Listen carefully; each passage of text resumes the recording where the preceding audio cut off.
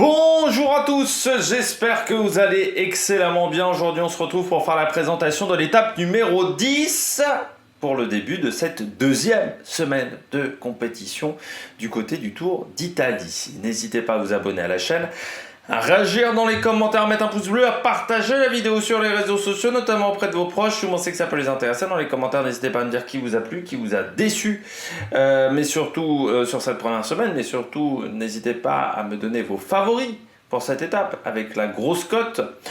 Quand vous vous abonnez à la chaîne, vous pouvez rajouter la petite cloche, comme ça vous êtes au courant des dernières vidéos qui sortent sur la chaîne, ça soutient la chaîne énormément. Et puis plus vous cliquez rapidement sur une notification, plus elle est mise en avant par l'algorithme, cette vidéo par l'algorithme de YouTube. Et puis quand vous vous abonnez à la chaîne, et si vous avez les moyens, vous pouvez soutenir mon travail en faisant un super thanks. Et je remercie les gens qui le font. On commence tout de suite avec cette étape numéro 10. Un lendemain de journée de repos, eh bien c'est quand même du costaud.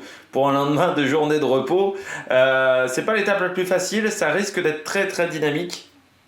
Donc pour les coureurs qui n'aiment pas les lendemains de journée de repos, et je ne cible absolument pas Romain Bardet, mais on sait que voilà, il y a des coureurs comme Romain Bardet qui n'aiment pas les lendemains de journée de repos, qui ont parfois du mal à relancer la machine. Eh bien, va pas falloir être dans un mauvais jour. Pourquoi? Parce qu'on n'a que 142 km au programme, mais dans ces 142 km au programme, eh bien on a 2952 mètres de dénivelé positif. C'est la 7e étape dans ce classement. Ça veut dire que, alors c'est pas extrême, mais que si ça commence à s'activer nerveux devant, ça peut commencer à être compliqué pour certains leaders. Moi, je pense quand même plutôt qu'on devrait avoir, je pense, une bagarre entre coureurs pour l'échappée, une échappée qui arrivera à partir et derrière la bagarre pour les leaders. Mais pour cela, il faudra réussir à créer un écart suffisamment rapidement. Et oui, parce que quand on a 142 km d'étape, si on met déjà 50 km pour créer une échappée, ça veut dire qu'il ne reste plus que 90 km. Ça veut dire que, allez, il reste 2h10, enfin un peu plus de 2h10, 2h30 d'étape. En 2h30, si vous ne prenez pas rapidement 3 à 4 minutes d'avance, 5 minutes d'avance, derrière on vous récupérera. Donc soit il faut tenter de partir dans l'échappée avec des équipiers, ça c'est une première option, soit il faut que l'échappée parte tôt. Mais sinon, si elle n'est pas partie au bout de 50-60 km, là ça commencera à être très très compliqué. Il faudrait qu'elle parte au bout de 30 bornes, cette échappée. Sinon ça sera une victoire des leaders au général. C'est ce qui s'est passé notamment lors de l'étape 8. L'échappée n'a pas pris suffisamment d'avance. C'est-à-dire que l'avance maximum a été de 2 minutes 20. Autant vous dire qu'ensuite Pogacar s'est dit je peux gagner cette étape-là. Si c'est la même chose, si on ne prend pas rapidement 3 à 4 minutes d'avance, Pogacar va se dire la même chose et risque de rouler très fort. Surtout que si on regarde bien dans cette deuxième semaine, vous savez cette étape numéro 10, vous avez l'étape de dimanche, où également on a une arrivée au sommet, mais il n'y a que 2 arrivées au sommet dans cette deuxième semaine. Parce qu'ensuite ça se concentre énormément sur la troisième semaine de course, c'est une deuxième semaine qui pour certains leaders du général va être très calme. Donc ça risque peut-être de rouler vite. Moi je parie quand même plutôt sur une échappée. Pourquoi? Parce que la montée finale, c'est un peu comme Prati-di-Tivio, mais il y a... En fait on a 2 pentes de 6 bornes, et entre les deux je dirais qu'on a 4-5 km de montée un peu moins compliquée. Le problème de cette montée, c'est qu'il manque un peu de pourcentage compliqué, je pense, pour vraiment faire la différence. Donc je ne suis pas sûr qu'on mise tout sur cette montée finale du côté des leaders du Grand Tour. Mais bon, on aura peut-être des surprises. La première semaine, certains coureurs ont dit ça a quand même roulé vite. C'est vrai qu'on a eu 2-3 étapes où on est arrivé à 16h50, c'est-à-dire 10 minutes, 5 minutes avant l'horaire le plus rapide. On est rarement arrivé vers 17h30, qui est l'horaire le plus lent. Ça veut dire également qu'il y a peut-être un petit peu de fatigue déjà chez certains coureurs. Et encore une fois, la récupération le lendemain de la journée de repos, il y a des coureurs qui n'aiment pas du tout ça. On regarde tout de suite la présentation du parcours. Le parcours de cette étape, un lendemain de journée de repos, 142 km seulement, c'est très court, mais alors très dur sur la fin de journée, avec le Cuzzano Mutri Bocca della Selva. Et puis il y aura également une côte de deuxième catégorie au programme. On regarde tout de suite ce début de journée. On part de Pompéi, connu pour le volcan, le Vésuve, qui avait détruit la ville alors, il y a très longtemps. C'était avant JC, avant Jésus-Christ, et pas Jacques Chirac. Donc on passera à Nola, à Cancelo Scalo, avant d'arriver au sprint intermédiaire qui arrive très tôt dans cette étape et surtout qui arrive avant les premières difficultés. Alors très tôt, on sera plus qu'à 90 km de l'arrivée, au bout d'un peu plus d'une heure de course. Sprint intermédiaire à Arpaia, 5 km 6 à 3,4% de moyenne. Les 3 sprints seront en haut d'une bosse. Ça, c'est aussi une particularité. Je rappelle, sprint intermédiaire, des points pour le classement des sprints volante, mais également des points pour le maillot cyclamen et pas de seconde de bonification. On continue avec une bosse du côté de Bivio Tabourno, 3 km 1 à 8,3 de moyenne, qui n'est pas au classement de la montagne, qui sera à environ 80 km de l'arrivée, qui sera surtout à une vingtaine de kilomètres seulement du sommet du Camposoro, côte de deuxième catégorie qui sera au kilomètre 82,5. Cette montée du Camposoro, 6 km 1 à 7,5 de moyenne. Vous voyez des beaux pourcentages quand même entre le kilomètre 4 et le kilomètre 5 à 8,8 de moyenne. Alors normalement c'est rouge dans ce genre de cas, je ne sais pas pourquoi c'est crayonné en noir, c'est qu'il doit y avoir une rampe dans ce passage-là qui doit être un peu plus important. 8,7% avant, donc vous voyez, il y a 2 km où on va être au-delà de 8,5.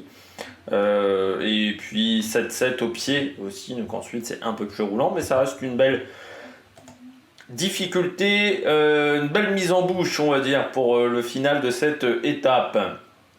Derrière, on aura encore l'Inter Giro au kilomètre 104,5, c'est-à-dire à moins de 40 km de l'arrivée. Cet Inter Giro qui sera au sommet d'une bosse de 4 km 800 à 6,5% de moyenne. Donc on pourrait dire presque la troisième grosse bosse de la journée. Sprint, je rappelle Inter Giro, classement de l'Inter Giro et également seconde de bonification et point pour le maillot cyclamen avant le sprint bonification au kilomètre 121, c'est-à-dire à 21 km de l'arrivée à Cuzzano Mutri, au haut d'une bosse de 700 mètres à 6%, sprint aux bonifications qui donne à la fois des secondes de bonification et des points pour le classement des sprints volante. Et puis on arrive sur le sommet de Cuzzano Mutri, au Bocca della Selva, montée assez longue de 18 km à 5,6% et montée surtout qui se fait en 2 temps, avec une dernière partie qui est quand même assez compliquée, on la voit tout de suite cette montée. Donc vous voyez ce passage en 2 temps, comme je le disais, les 10 premiers kilomètres, les 9 premiers kilomètres pardon, et puis ensuite ça se radoucit pas mal avant le kilomètre 12 jusqu'au kilomètre 18, donc il y a 2 passages compliqués dans cette montée. Un passage entre le kilomètre 3 et le kilomètre 4 à 8,6%. Et puis on a un passage à 8,2% entre le kilomètre 14 et le kilomètre 15. Donc certes c'est marqué 18 km 1, mais il faut le voir un petit peu comme Prati dit Tivio en termes de difficulté, en termes de montée. Ça manque peut-être encore un petit peu de pourcentage pour vraiment peut-être faire la différence entre les différents leaders, ce qui pourrait permettre à une échappée peut-être d'aller au bout. On regarde le parcours à l'arrivée. Vous voyez, comme on le disait, le final de cette montée. Le sprint bonification, ici. On aura encore quelques kilomètres de plat avant d'arriver au pied de la difficulté. Le pied qui n'est pas extrêmement compliqué. 3,9, 5, 4, 6, 1, avant d'atteindre une première rampe à 8%. Ensuite, on aura de nouveau des passages un peu plus faciles, quasiment plat, même à certains moments ou en légère descente, avant la dernière partie de montée qui est la partie de montée la plus compliquée, notamment avec un passage à plus de 10% ici, qui entamera en fait ces 4 derniers kilomètres où on aura 7,8% de moyenne, notamment avec 1 km complet où on sera à 8,2%. Et puis les derniers 500, le dernier kilomètre qui est également à 8%. En ligne droite, faire attention du côté de ce dernier kilomètre, il n'est pas très large, 5 mètres de large. Le dernier virage à 500 mètres, vous voyez c'est vraiment une légère courbe. Mais voilà, faire attention, c'est surtout ce dernier cette largeur de route qui est plus étroite que sur d'autres montées qu'on a vues jusqu'à maintenant. On regarde la météo de cette étape. Donc on part de Pompéi pour aller à Cusano-Moutri, donc tout au nord, tout là-haut. Grand soleil au départ avec des températures très chaudes, 23 à 27 degrés.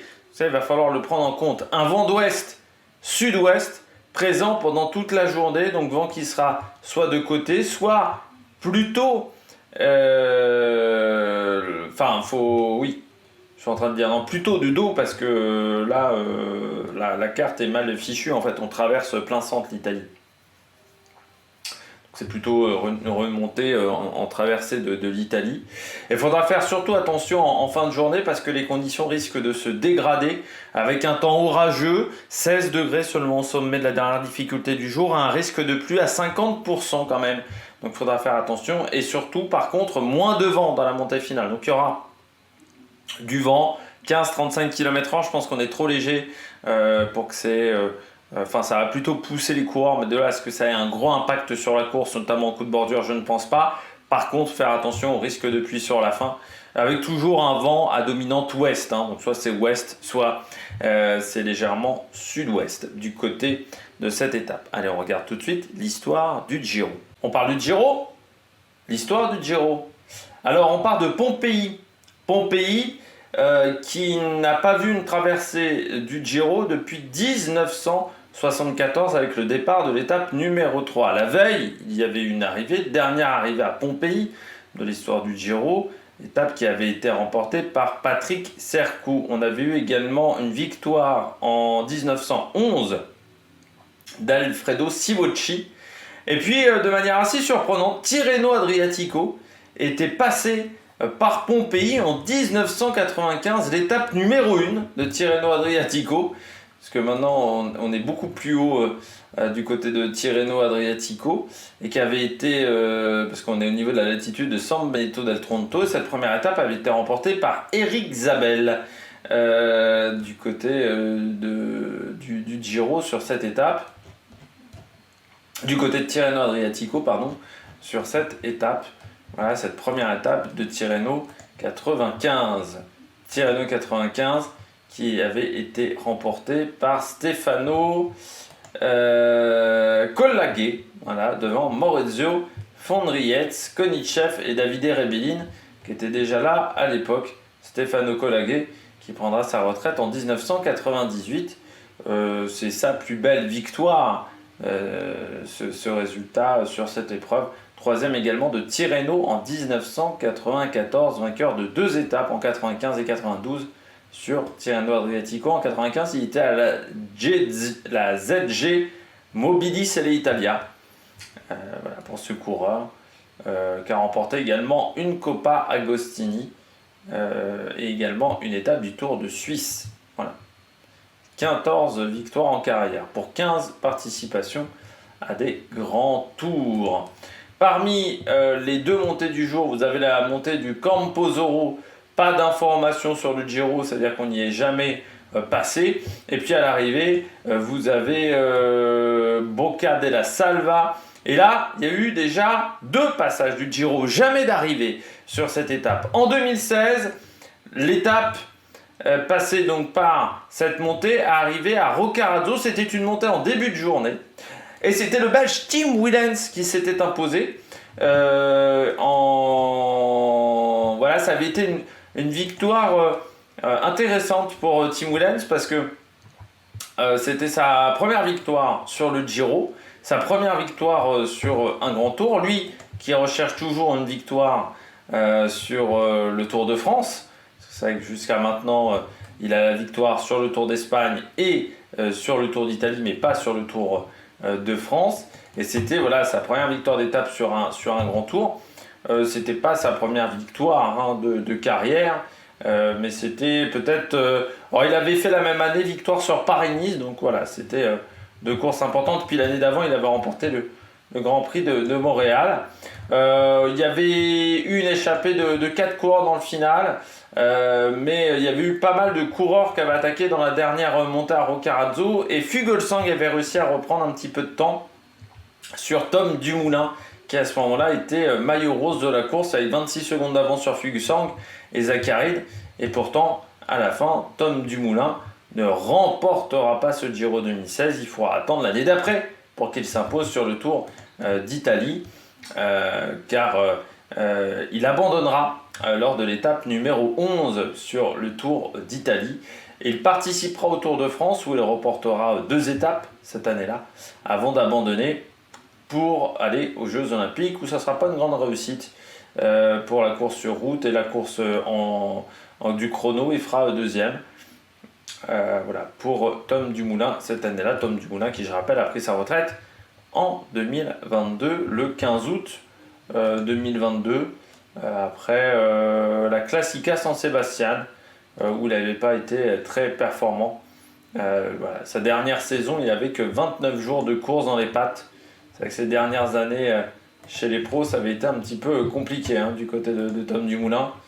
En 2021, il avait 19 jours de course, et en 2020, c'était 40. Voilà. Et puis il y avait eu cette pré-retraite. Ensuite, il était un peu sorti de cette pré-retraite, mais il n'avait jamais vraiment retrouvé la motivation. Voilà, il avait perdu la motivation au fur et à mesure de sa carrière. Et puis en 2021, il y avait également une étape qui était passée par le Bocca della Salva, mais qui n'était pas arrivée sur cette montée. C'était l'étape numéro 8 du Giro 2021. On passait également au Guardia Sanframondi à l'arrivée. Et ce jour-là, c'était un petit Français de la Cofidis qui s'était imposé. C'était le meilleur grimpeur de l'échappée du jour. C'est un certain Victor Lafay. Je ne sais pas si vous connaissez ce nom, qui est maintenant à la G2R, qui n'a pas encore repris sa saison, qui avait remporté cette étape devant Gavazzi et Niklas Sarp.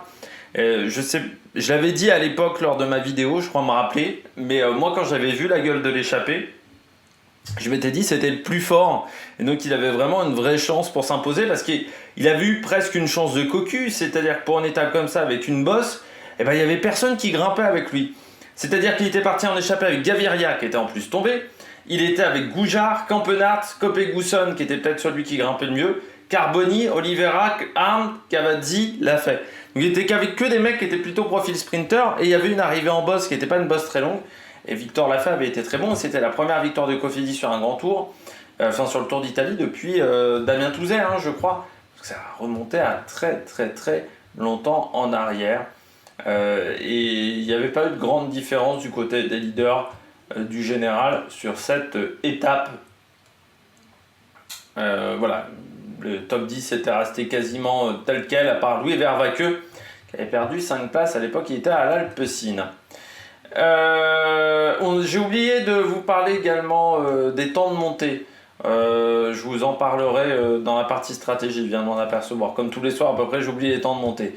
On va parler d'un coureur qui est né pas très loin de la zone d'arrivée. C'est Davide Apollinho, coureur de 2009 à 2021. Profil plutôt sprinter, Davide Apollinho, alors qui a commencé comme stagiaire à la Cervélo, puis ensuite il est passé chez Sky, AG2R, Androni, avant de finir chez Amorevita. Alors vous allez dire, il a fini chez Amorevita, donc c'était un coureur dopé, parce que c'est vrai qu'Amorevita, alors déjà c'était une équipe qui a eu une vie assez particulière, mi-italienne, mi-ukrainienne, avec un sponsor. À un moment il y avait McDonald's, le logo de McDonald's sur les maillots. Eh bien oui, il a été pris pour dopage entre 2015 et 2019 après un contrôle hors compétition, après le Giro 2015 qui sera son dernier Giro. 4 participations au Giro. Bon, c'était un coureur qui n'a pas forcément un gros palmarès, une victoire sur le Tour du Limousin à l'époque où il était chez Cervélo, pardon. Il n'y a pas eu de grands résultats. Pourquoi ? Parce que c'est un coureur qui passait assez mal la montagne, et surtout souvent barré par un autre coureur. Chez Sky, il a connu Mark Cavendish et puis Greg Anderson. Du côté de Cervélo, il y avait Torussoft, il y avait aussi Heinrich Hausler à l'époque. Voilà, c'était compliqué, vous étiez un petit peu le 3e ou 4e larron. Et puis chez AG2R, le sprint, c'était pas la priorité à l'époque de cette formation.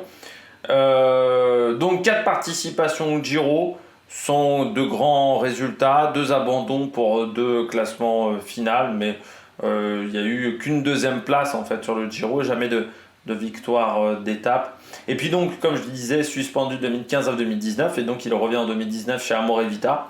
Et de manière assez surprenante, il va gagner dès son deuxième jour de course, juste après son retour, lors du Tour du Portugal. Et son deuxième jour de course, c'était la première étape en ligne, parce que la veille, c'était un prologue, comme souvent le Tour du Portugal, à l'époque, commençait par un prologue, je ne sais plus si c'est le cas aujourd'hui. Et ça sera sa dernière victoire chez les professionnels, puisqu'ensuite, chez Amorevita, la première année, je dirais qu'il y a des résultats qui sont corrects, mais la deuxième et troisième année, les résultats étaient beaucoup moins bons, avec assez peu de jours de course, il faut le dire également, dans les pattes. Du côté donc de cette stratégie, alors je vous donne déjà les temps de montée selon Strava ou Camposoro. Alors j'ai que des coureurs qui ne sont pas professionnels sur cette montée-là. Donc j'ai un certain Luigi F qui a fait la montée en 18 minutes 13 à 19,5 km/h. Et puis au Bocca della Bocca della Selva, à l'arrivée, eh bien le meilleur temps n'est pas réalisé par un professionnel, c'est un certain Luigi Ferrito qui avait fait 49 minutes 55 à 365 watts de moyenne. Mais j'ai un Jay McCarthy qui avait fait 50 minutes 58, un Marcel Weiss qui avait fait 51 minutes 22 et un Schröswijk en 51 minutes 23. Carlos Verona également en 51 minutes 24. Voilà pour la vitesse à 21,2 km/h. Donc je pense que ça ira peut-être à 48 minutes si ça monte fort, mais je suis pas sûr qu'on batte les records de cette montée sur Strava. Du côté donc de la stratégie, moi je vois bien une échappée avec 8-10 coureurs. Et puis je suis pas sûr qu'elle se fasse reprendre cette échappée. Il y aura peut-être 2 bagarres en une bagarre pour le général, une bagarre du côté des échappés. Mais pour cela, il faudra que l'échappée réussisse à prendre de l'avance rapidement dans les 30-40 premiers kilomètres de course. Et puis il faudra attendre, je pense, ces 5 derniers kilomètres pour faire son effort avant. Ça sera trop tôt si on veut faire la différence dans la montée finale. Du côté de mes favoris, donc comme je vous l'ai dit, je pars plutôt sur des échappés. J'ai mis Alessandro De Marchi du côté d'Israël, qui me semble en forme, avec une équipe Israël qui pour le moment n'a pas été vraiment très gâtée, avec notamment 3 abandons. J'ai mis Damiano Caruso, parce que Caruso a l'avantage d'être à 17 minutes. Alors certes, la question est de savoir est-ce qu'il sera quand même en obligation de protéger Tiberi, mais on pourrait peut-être lui donner sa carte sur 1 ou 2 étapes. N'oublions pas également Tadej Pogacar au cas où l'échappée n'aille pas au bout. Et puis en grosse cote, j'ai mis Juan Pedro Lopez. Il est à 9 minutes maintenant en général, donc c'est plus forcément un coureur dangereux. S'il a la forme qu'il avait sur le Tour des Alpes, ça pourrait peut-être aller chercher la gagne. Du côté du programme télé, Eurosport 1 à partir de 12h35, départ fictif à 13h05. Cancelo Scalo à 103 km de l'arrivée entre 14h05 et 14h10. Le Camposoro, la côte de deuxième catégorie, le sommet, à 60 km de l'arrivée entre 15h15 et 15h30. L'Intergiro à Guardia San Flamondi, 37 km de l'arrivée entre 15h49 et 16h08 pour une arrivée prévue entre 16h58 et 17h27. Et puis n'oubliez pas, il y aura également les 4 jours de Dunkerque. Alors je ne sais pas si cette année les 4 jours de Dunkerque sont toujours sur Eurosport 2. Je crois que c'est encore le cas, donc vous pouvez suivre les 2 courses. D'un côté Eurosport 1, de l'autre côté Eurosport 2. C'est aussi disponible les 4 jours de Dunkerque sur la chaîne locale, je crois que c'est WEO dans le Nord. C'est une chaîne locale qui diffuse également, qui retransmet cette épreuve. Eh bien, j'espère que vous avez aimé cette vidéo. Donc nous, on se retrouve ce soir à 21h pour faire le débrief de cette étape, juste après l'arrivée short TikTok comme d'habitude. Et puis demain pour la présentation d'une nouvelle étape à 7h. Allez, ciao ciao sur la Méric Production.